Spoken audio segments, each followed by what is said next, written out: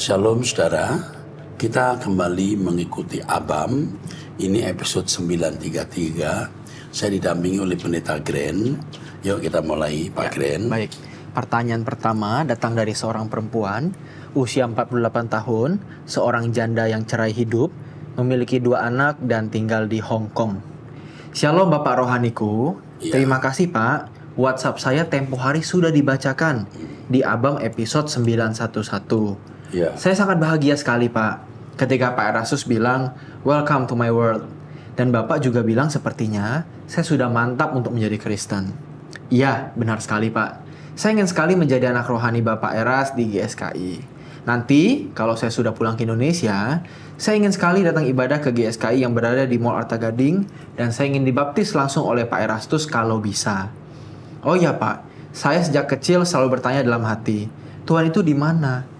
Mengapa harus ada banyak agama kalau yang disembah hanya satu Tuhan? Saat itu usia saya sekitar 5 tahun. Tapi saya selalu mikirin tentang Tuhan.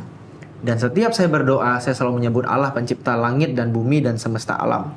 Karena saya ingin doa saya sampai kepada Tuhan yang Maha Esa saja. Dan saat itu tidak ada yang membimbing saya Pak. Singkat cerita, di usia saya yang sudah 48 tahun ini, saya diizinkan Tuhan untuk mengenal suara kebenaran Injil. Dan saya mendengarkan pengajaran Pak Eras tentang Logos. Setiap hari saya dengarkan Pak, kadang sampai saya ulang-ulang agar saya paham. Terima kasih Pak Erastus, dari pengajaran Bapak saya bisa mengkopinya dan menyampaikan kepada anak-anak dan keluarga serta teman saya yang muslim agar mereka juga diberkati Pak. Sekali lagi terima kasih Pak Eras dan tim, Tuhan Yesus memberkati. Sebelumnya bukan Kristen ya? Bukan Kristen. Iya, dia diselamatkan lewat Logos ya? Iya, betul. Ajaib juga ya. Kami senang menjadi keluarga bagi Anda. Kalau suatu hari ke Indonesia, kami senang. Dan kalimat yang rupanya mengesankan di hati Anda adalah welcome to my world. Selamat datang di duniaku. Dunia kita adalah dunia orang-orang yang sedang berkemas-kemas. Yang fokus ke langit baru, bumi baru. Yang prinsipnya adalah kesucian hidup. Ya, bekerja keras, tanggung jawab, fokus ke langit baru, bumi baru, dan ditambahkan, jangan punya keinginan jika tidak sesuai kehendak Allah. Kita menjadi satu keluarga, tetap setialah ikut Tuhan. Dan suatu hari, kalau kita tidak bertemu di bumi ini, kita bertemu di langit baru, bumi baru. Welcome to my world. Oke. Terus selanjutnya, dari seorang perempuan 31 tahun belum menikah di daerah Cilacap. Terima kasih Bapak Erastus karena Bapak seperti pelatih saya yang terus meneriaki saya untuk berlari menuju garis akhir perlombaan dalam kehidupan ini. Ada satu yang mau saya tanyakan Pak. Mengapa Tuhan Yesus lebih sering menyebut dirinya sebagai anak manusia bukan sebagai anak Allah? Terima kasih Pak Erastus, sampai bertemu di langit baru bumi baru. Mengapa Tuhan Yesus lebih sering menyebut dia sebagai anak manusia bukan sebagai anak Allah? Ini sebenarnya justru sangat menarik. Mengapa menarik? Ini menunjukkan bagaimana Yesus mau menegaskan atau menekankan bahwa dirinya manusia seutuhnya. Yang menyebut Yesus anak Allah itu justru dari pihak lain, bukan dirinya sendiri. Yesus lebih banyak menyebut dirinya anak Allah. Karena Yesus hendak menekankan atau menegaskan bahwa dirinya adalah manusia seutuhnya. Atau mengenakan manusia seutuhnya. Dengan mengenakan manusia seutuhnya itu, Yesus bisa menebus dosa kita. Yesus bisa memikul dosa kita. Dan Yesus bisa menjadi teladan. Kalau dia bisa sempurna, dia bisa menyenangkan hati Bapa, hidup dalam ketaatan kepada Bapa, kita pun juga bisa. Oke, teruskan Pak. Amin. Ya, baik. Selanjutnya, seorang perempuan usia 38 tahun menikah dengan 2 anak di Lampung. Shalom Pak Eras, Bapak Rohani yang membuat saya bertumbuh. Ini pertanyaan saya kesekian kalinya saya minta nasihat dari Bapak. Saya 5 bersaudara, saya anak nomor 2. Saya punya adik yang sudah menikah dan punya 2 orang anak yang masih kecil. Tetapi suaminya ini kerja serabutan. tidak pernah mantap bekerja, selalu pindah-pindah karena sifatnya yang jelek, gaji tidak pernah jelas, dan pernah terlibat dengan obat-obatan terlarang. Dikasih uang belanja misalnya 50, malam harinya bisa diminta lagi. Saya kasihan sama adik saya. Adik saya hanya bisa diam. Dan selama ini uang SPP keponakan saya dibantu oleh gereja. Puji Tuhan, gereja saya peduli. Tapi Pak, saya sebenarnya malu kalau adik dibantu dari gereja. Sedangkan saya saudaranya tidak bantu.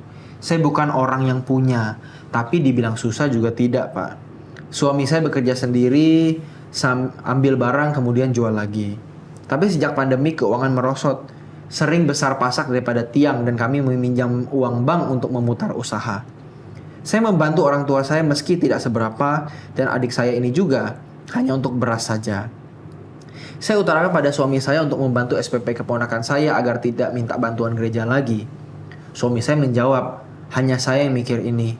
Yang lain saudara saya rasanya harapan kecil untuk memikirkan ini. Pak, mohon masukannya. Apakah saya harus bantu? Suami tidak melarang tapi dia ragu apakah bisa. Sedang kami punya anak 2 dan dua-duanya masih sekolah juga. Oke, stop dulu. Ya. Kalau ada uang SPP dibayar. Tapi kalau pas tidak ada, kasih tahu gereja bahwa belum bisa. Jadi nanti ada saat di mana berkata, Om, Tante, Bapak pendetanya ya, atau kepada bendahara, bulan ini tidak usah bantu untuk uang SPP karena Tante, karena saudara saya bantu. Ya. Suruh sampaikan begitu.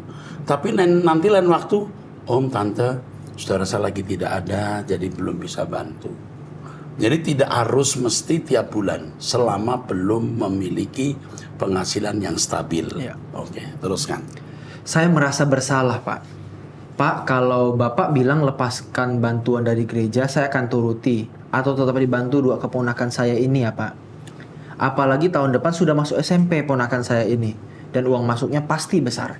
Karena terus terang, firman yang sering Bapak sampaikan itu menggugah hati saya. Bahwa saya harus punya belas kasihan, apalagi terhadap keponakan saya. Iya, jadi nasihat saya bagus. Bayar yang kamu mampu. Misalnya nanti SPP-nya 3 juta, Anda bisa mampu 2 juta atau 1 juta. Beritahu kurangnya minta gereja. Dan itu sangat fair. Ya. Gereja seperti yang Anda, gereja ini maksud saya itu gereja yang baik. Ya. Pasti mengerti. Dan gereja seperti ini pasti diberkati Tuhan. Ya. Terus, Tuhan akan mencukupkan kebutuhan saya bila Bapak bilang tidak apa untuk tetap mendapat bantuan gereja. Bagaimana melepas rasa bersalah ini ya Pak? Terlebih lagi kami majelis dan tiap kali diutarakan dalam rapat laporan penerima bantuan. Saya merasa bersalah. Keponakan saya satu lagi masih di SD negeri. Apa saya pindahkan saja? Saya biayai keponakan yang kecil, sedang satu lagi tetap dari gereja. Maaf ya Pak, mungkin Bapak akan mengatakan saya terlalu hitung-hitungan dan tidak punya kasih terhadap saudara. Saya hanya takut apa kami bisa ya. Tapi sekiranya Bapak melihat Tuhan akan mencukupkan, saya akan berkata iya Pak. Mohon masukan Bapak. Terima kasih Pak Erasko. masukan saya tadi sudah paling tepat. Bantu pada waktu Anda bisa membantu, tapi kalau tidak minta bantuan gereja. Gereja bisa mengerti. Justru pendeta gereja akan melihat kebijaksanaan you. Di dalam kekurangan Anda bisa memberi. Ya nggak kepikir kan pemecahannya begitu. Iya. Jangan berkata saya mulai sekarang akan bantu ponakan, gereja tidak usah bantu. Belum jelas stabilitas keuangan saudara. Tuhan berkati. Baik. Terus Selanjutnya dari seorang perempuan usia 19 tahun belum menikah. Shalom Pak. Selama ini saya merasa sangat terberkati dalam mengikuti ajaran Bapak. Saya mengucap terima kasih banyak Pak. Saya mau bertanya, bagaimana melupakan laki-laki yang masih terus ada dalam hati dan pikiran saya? Padahal saya sendiri yang menyuruh dia untuk tidak melanjutkannya karena keadaan yang tidak bisa saya jelaskan. Saya merasa panas, cemburu secara diam-diam ketika dia terlihat dekat dengan wanita lain. Padahal dia memang dasarnya friendly dengan banyak orang. Lalu di saat yang bersamaan, saya menyukai laki-laki lain berusia 30 tahun yang serasa tidak mudah untuk saya gapai tuturnya. Dan semua yang ada dalam dirinya membuat saya jatuh hati secara bersamaan. Apa yang harus saya lakukan dengan pikiran saya yang membingungkan ini, Pak? satu kata yang perlu kamu miliki, teduh. Teduh. Bagaimana bisa teduh Yang pertama, berpikirlah rasional. Berpikirlah rasional. Yang pertama, laki-laki itu sudah kamu lepaskan. Pasti kamu punya pertimbangan kalau kamu teruskan tidak akan baik untuk hidup dan masa depanmu. Begitu kan? Logis, rasional. Dan sejak itu dia bisa dimiliki siapapun. Dia bukan milikmu dan dia juga tidak berhak atas hidupmu. Itu yang pertama, rasional. Ya. Yang kedua, kamu masih umur 19 tahun.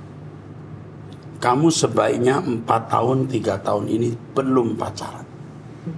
Kamu akan salah memilih jodoh karena kamu belum mampu memilih kebijakan menemukan teman hidup yang tepat. Jadi jangan memaksa. Ya. Yang ketiga, ini penting sekali untuk kamu pahami bahwa pria yang kamu pandang bagus ini ya, belum tentu. Kita tidak tahu. Jadi lebih baik kamu berdiam diri. Jangan kamu yakin pria yang usia 30 tahun itu sudah pilihan yang terbaik. Yang keempat, nah ini yang sulit. Banyaklah di stillness, dalam kondisi keheningan. Selalu di dalam keheningan. Betul ya? Betul. Dalam keheningan banyak doa, kamu akan punya kecerdasan dan menemukan suara Tuhan. Oke, cukup ya? Cukup. Oke, teruskan. Baik, selanjutnya seorang perempuan 19 tahun belum menikah, seorang pelajar di Medan. Shalom Pak Eras, terima kasih untuk jawaban Bapak atas pertanyaan saya kemarin. Saya sangat merasa ada perubahan setelah mengikuti yang Bapak bilang. Ikut doa pagi dan doa pribadi 30 menit. Di saat saya sudah melakukan itu, saya merasa ada perubahan dalam diri saya. Terima kasih sebanyak-banyaknya atas bimbingan Bapak. Saya ingin minta saran dari Bapak. Saya bingung bagaimana saya bisa memilih teman yang benar dan baik sehingga bisa jadi tempat saya curhat dan bercerita. Bagaimana bisa mendapat pembinaan rohani yang baik sedangkan saya tidak tahu bagaimana hati mereka yang saya jadikan tempat bercerita dan curahkan apa hal yang sedang saya alami. Apalagi dalam mendukung pertumbuhan rohani dan perubahan. Saya punya teman akrab 3 orang, Pak. Saya bingung di antara mereka siapa yang bisa dijadikan teman terpercaya. Saya bingung di antara mereka yang bisa jadi teman yang benar dan baik untuk tempat saya mencurahkan berbagai masalah dan hal-hal yang saya alami. Saya juga tetap melakukan doa pribadi secara rutin, Pak. Mohon bimbingan dan arahan dari Bapak. Terima kasih, Tuhan memberkati. Kamu wanita yang hebat sebenarnya. Hebat. Dengan usia 19 tahun, kamu ikut doa pribadi, kamu ikut doa pagi dan punya doa pribadi. Ini mantap sekali. Kamu harus teruskan itu sampai kamu akhirnya akan bisa memiliki kepekaan. Siapa orang yang bisa milih teman dekatmu, yang dengannya kamu bisa sharing, berbagi, dan saling menguatkan. Dan siapa yang tidak patut milih teman dekatmu yang bisa mendistrak atau merusak rohmu. Jadi yang kamu lakukan sekarang, kamu jalani saja hidup ini. Nggak usah bingung siapa temanku. Jalani saja. Dengan orang yang ada di sekitarmu, kamu berteman baik-baik. Kamu berhati-hati. Jangan ambil keputusan menjadi dekat atau menjadi jauh. Kamu jalani saja dan percayalah firman Tuhan bahwa Dia tidak akan memberikan kamu dicobai melampaui kekuatanmu. Pasti kamu akan bisa kok menanggulangi semua keadaan yang terjadi. Kamu sangat berbakat untuk melayani Tuhan. Dengan kapasitas hidupmu sebagai wanita usia 19 tahun, memiliki doa 30 menit, setiap hari memiliki kebiasaan doa pagi, wah ini luar biasa. Berjuang terus, nanti Om Eras dan kami tim mendampingi dan membimbing kamu terus. Siapa tahu suatu hari kamu tergerak kuliah di STT Ekumene, Om Eras akan bantu biayai kamu. Oke. Teruskan. Baik, selanjutnya seorang perempuan usia 25 tahun belum menikah di daerah Jakarta. Shalom Pak Eras dan tim Abam yang selalu semangat menjawab pertanyaan-pertanyaan kami semua. Demikian pertanyaan dari saya. Ada 4 poin. Yang pertama, Pak, saya mau tanya. Di dalam kitab Yeskiel pasal 1-3 dan seterusnya, Allah berbicara pada Nabi Yeskiel dan berfirman, Apakah penglihatan-penglihatan Nabi itu nyata? Sesuai yang dituliskan ada 4 makhluk dengan 4 muka, menyerupai manusia bersayap. Semua dijelaskan detail sampai dengan cara bergeraknya. Apakah sungguh makhluk itu nyata? Atau halusinasi Nabi atau figuratif saja dalam penulisan Alkitab? Karena dikatakan aku melihat, bukan aku bermimpi atau aku membayangkan. Dan juga dikatakan sungguh. Lalu Allah menyuruhnya memakan gulungan kitab. Apakah benar-benar dimakan gulungan kitab itu, Pak? Ya. Dalam penglihatan itu yang penting beritanya. Bukan masalah ini nyata atau tidak. Ya. Yang penting message-nya. Ya.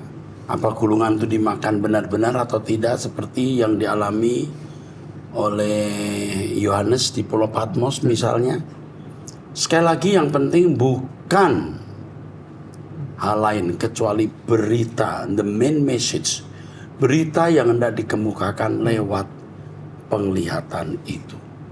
Oke, cukup jelas ya. Cukup. Terus Yang kedua, Pak, semenjak COVID banyak yang sudah terbiasa gereja online. Karena yang penting Tuhan Yesus di hatiku dan yang penting hidupku adalah baitnya. Jadi tidak apa-apa kalau tidak gereja onsite. Apakah boleh dan berkenan bagi Bapak di surga, Pak? Roh Kudus akan memimpin seseorang. Jelas beda kebaktian di dalam rumah sendiri, di depan gadget dengan di gereja itu so very different. Menurut saya bagaimanapun kebaktian onsite itu perlu. Bahkan bisa dikatakan harus. Kecuali Anda di luar kota, Anda tidak bisa hadir, atau tidak ada gereja, atau gereja ada tetapi tidak memberkati dan Anda tidak bertumbuh di gereja itu, lebih bertumbuh di online, mungkin masalahnya beda. Jadi kalau orang mulai menggampangkan dengan online saja, itu menunjukkan ketidakseriusannya dengan Tuhan. Kecuali dia sakit, sudah tua, tidak ada gereja, ada gereja tapi tidak memberkati, beda ya. Oke, teruskan. Ya, baik. Selanjutnya yang ketiga, Pak, apakah orang yang tidak mau memilih untuk percaya agama atau kepercayaan apapun memiliki tempat di surga asalkan hatinya, pikirannya, dan perbuatannya baik-baik saja? Walaupun hanya jadi tukang bersih-bersih saja misal di surga, yang penting tukang bersih-bersih yang baik. Ada orang-orang yang dipilih menjadi umat pilihan seperti kita yang percaya Yesus. Itu harus sempurna seperti Bapa, serupa dengan Yesus. Tapi ada orang-orang yang memang tidak pernah mendengar Injil. Entah agama A, entah agama B, entah dia beragama atau tidak. Alkitab mengatakan ada kitab-kitab yang dibuka dan orang dihakimi menurut kitab-kitab itu. Juga di dalam Roma pasal 2 ayat 12-15 orang dihakimi menurut Taurat yang tertulis di hatinya. Jadi orang yang bukan umat pilihan akan dihakimi menurut etika moral yang dia pahami. Kalau dia memahami satu etika, tapi dia langgar etika itu, memang dia jahat. Oke, teruskan ya. Jelas ya Pak Anirudin? Jelas. Oke, yuk.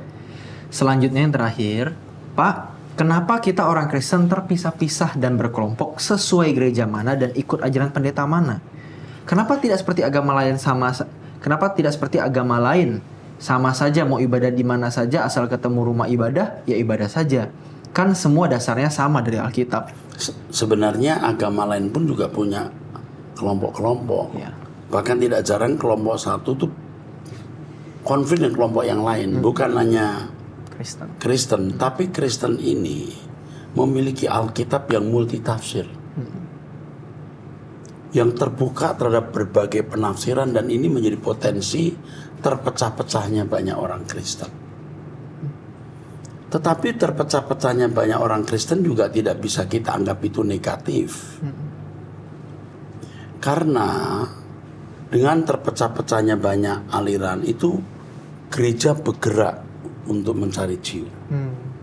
Jadi tidak selalu negatif. Lalu perlu diketahui bahwa Allah yang penuh, Allah yang tak terbatas ya, tentu menjadi Allah yang berpotensi multitafsir dan itu konsekuensi logisnya banyak aliran lalu banyak gereja.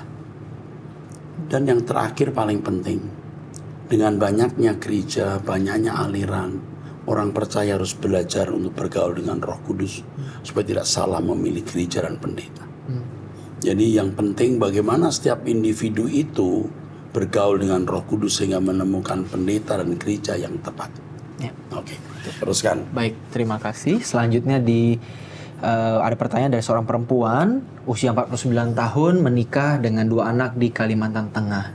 Shalom Pak Eras, Bapak Gembalaku. Terima kasih banyak untuk Bapak dan Sinode yang telah membantu kami sehingga saya dan anak saya bisa mengikuti persekutuan atau pertemuan hamba Tuhan di Surabaya. Dan keinginan anak saya bisa bertemu Bapak. Anak saya ABK atau anak berkebutuhan khusus Pak, yang didoakan Bapak di Mall Arta Gading sebulan yang lalu. Dan di Surabaya Bapak beri anak saya uang buat jajan. Terima kasih banyak Pak, anak saya sudah banyak perubahan khususnya dalam hal bicara dan kemandiriannya. Bapak, saya hanya mau cerita kalau saya adalah korban karena tidak suka dan benci seseorang ke saya sehingga saya kehilangan pekerjaan. Ceritanya panjang Pak. Tapi intinya seseorang itu berhasil memprovokasi karyawan lain agar saya bisa keluar dari perusahaan tersebut. Benar Pak, saya dimutasi pihak manajemen ke tempat yang jauh dari rumah dan gereja saya. Karena tidak mau mengorbankan keluarga dan pelayanan, akhirnya saya putuskan berhenti bekerja. Saya tetap damai sejahtera Pak, walaupun saya tidak lagi bekerja dan saya fokus untuk pelayanan dan mengurus anak saya. Dan suami juga kerja tapi hanya serabutan. Kami nikmati saja Pak, karena saya percaya kalau Tuhan tidak membiarkan kami jatuh miskin. Sebelumnya kami sudah punya usaha ternak babi dan kebun Pak.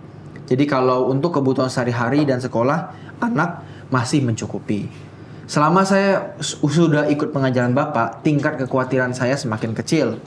Pasti bisa dilewati dan satu hal lagi Pak, saya tidak membenci dan berdoa agar Bapak di surga membalaskan perbuatan orang-orang yang telah menzolimi saya.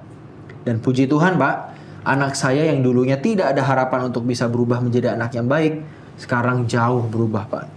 Dia sudah mengerti perasaan orang tuanya. Saya ingat apa pesan-pesan Bapak ke kami orang tua untuk hidup suci dan menjadi teladan.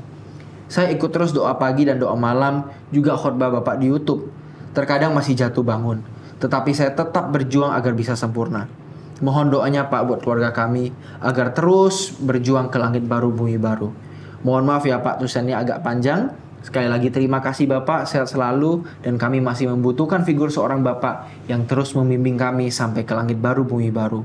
Salam buat Ibu dan keluarga dan juga tim Abang. Terima kasih banyak, Tuhan Yesus memberkati Bapak dan semuanya. Oke, saya mengingatkan bahwa saya masih amang kamu, Bapak kamu, dan kamu masih bagian hidup kami. Kalau ada sesuatu yang perlu kita pikul bersama, kamu hubungi saya. Yang kita semua adalah keluarga. Ya, saya waktu membaca pertama tadi agak susah hati itu. Tapi begitu Anda masih punya kebun dan piara babi, saya menjadi lebih tenang. Berarti masih ada yang diharapkan. Ya, Anda tidak sendiri, Anda masih bersama-sama dengan kami. Sampai nanti kita di langit baru, bumi baru. Oke. Tuhan berkati. Teruskan Pak. Selanjutnya dari seorang pria usia 24 tahun belum menikah. Shalom Om Eras. Om, saya mau tanya, kita sebagai orang percaya apakah boleh melakukan yoga khususnya kepada ibu-ibu yang sedang hamil? Apakah disarankan Om? Kalau dilihat dari kacamata medis itu sih baik Om. Bagaimana dengan kita orang percaya? Terima kasih, God bless. Kalau yoga sampai pada tataran olahraga tidak apa-apa. Sampai kalau pada tataran meditasi mistiknya sebaiknya atau seharusnya tidak. Gitu ya Pak ya? Ya betul. Kalau di tataran olahraga bagus ya. Tapi kalau sampai tataran meditasi ada unsur mistiknya harus tidak dilakukan. Tuhan berkati. Terus. Selanjutnya dari seorang pria yang belum menikah. Shalom, terima kasih Bapak Eras atas firman yang Bapak sampaikan. Benar kita harus sempurna. Yohanes 17 ayat 23. Aku di dalam mereka dan engkau di dalam aku supaya mereka menjadi sempurna, menjadi satu. Kemudian Matius 5 ayat 48, karena itu haruslah kamu sempurna sama seperti Bapamu yang di surga adalah sempurna. Ya, sebenarnya maksud sempurna itu bukan menyamai Allah ya. Sempurna itu teleios itu artinya lengkap, utuh, menang itu ya. Artinya begini, apapun yang kita lakukan tidak bertentangan dengan pikiran perasaan Allah. Itu maksudnya. Ya, betul. Itu sempurna. Jadi kita bisa sempurna, bisa. Dari bangun pagi, ketika sendal kita diambil orang, kita cuman, siapa ya yang pakai sendal saya? Cukup. Ketika kita naik mobil, orang potong jalan kita senyum. Mungkin dia sedang antar istrinya lagi mau melahirkan. Tidak usah marah. Perkara kecil natural. Tapi dari situlah kesucian terbangun dan kesempurnaan kita capai. Teruskan, Pak. Baik, selanjutnya seorang perempuan 59 tahun menikah dengan 2 anak di daerah Malang. Shalom Pak Eras dan tim, saya memiliki 2 orang anak, perempuan dan laki-laki. Yang pertama sudah bekerja, yang kedua masih skripsi. Saya awalnya dari agama seberang, jadi Kristen karena ikut suami. Tetapi saya tidak mendapatkan bimbingan yang baik, malah diselingkuhi. Tetapi saya tetap kuat Pak Eras karena pengajaran Bapak. Sebenarnya saya mau menceritakan, tetapi karena cukup panjang jadi hanya sepenggal di atas saja. Yang saya tuliskan di sini, saya bersyukur karena kondisi yang saya alami, saya bisa memberkati dia, suami saya. Sehingga dia bisa bertobat walaupun waktu itu masih sering kambuh. Sesuai nasihat yang Bapak berikan lewat Abam, pakai jurus 3D. Diam, diam, diam. Dan saya terus berusaha untuk hidup kudus, walaupun saya masih sering jatuh bangun. Di situ, Tuhan menunjukkan pembelaan terhadap saya. Dia, suami saya, bisa kembali ke jalan Tuhan dan rajin mengikuti saya untuk belajar di Truth ID, mulai dari doa pagi, wanita sorgawi, Abam, khotbah-khotbah dan sebagainya. Waktu dia, suami saya, jatuh dalam dosa, dia betul-betul menghalangi apa yang saya lakukan. Padahal dia yang mengenalkan ajaran Pak Eras. Itu kesaksian saya, Pak. Dia pernah menghalangi istri mendengarkan khotbah saya. Padahal dia mungkin yang mengenalkan. ini yang saya maksud. Tapi akhirnya dia mengizinkan lagi. Betul. Oke, terus. Saya juga ada pertanyaan yang saya ajukan kepada Bapak. Begini, Pak. Saat saya berdoa, tiba-tiba seperti ada yang menyuruh untuk membaca Mikha pasal 5. Tetapi saya baca, tetapi saya tidak mengerti. Lalu saya muji Tuhan agar saya mengerti, tetapi tetap tidak mendapatkan pencerahan. Puji Tuhan. Maksudnya pujian yang saya pujikan, yang syairnya berbunyi, ku berlindung padamu Bapa dan seterusnya. Besoknya saya baca ulang Mikha 5, tetap tidak mendapat apa-apa, Pak. Kira-kira itu suara Tuhan atau hanya emosi saya saja ya, Pak? Kalau memang itu suara Tuhan, bolehkah Pak saya dijelaskan maksud dari Mikha 5 itu? Terima kasih Pak Eras, panjang umur, sehat selalu. Masih banyak yang membutuhkan pengajaran Bapak. Selamat melayani ya Pak dan tim Abam, Tuhan memberkati. Saya sendiri ya kadang ya sedang berdoa atau mempersiapkan khotbah, itu ada suara. Iya. Matius sekian nih. Dan itu bukan suatu hal yang aneh. Itu biasa. Jadi Tuhan memang menghendaki Anda membaca Mikha pasal 5. Kalau sekarang belum tahu, bukan berarti Anda tidak akan tahu. Mungkin belum waktunya tahu. Anda doa lagi. Minta petunjuk Tuhan. Kalau saya harus menjelaskan Mikha pasal 5 ayat 1 sampai 15 tentu panjang lebar di sini. Ya. Tetapi pasti Tuhan akan memberitahu kepadamu maksud Mikha pasal 5 ayat 1 sampai ayat berikut. Ya. Atau bisa mungkin 1-2 kalimat yang Tuhan mau Anda tangkap. Ya. Itu saja pesan saya dan itu bisa suara Tuhan ya. Oke, ini kita teruskan. Cukup ya waktunya ya. Cukup, Pak. Baik.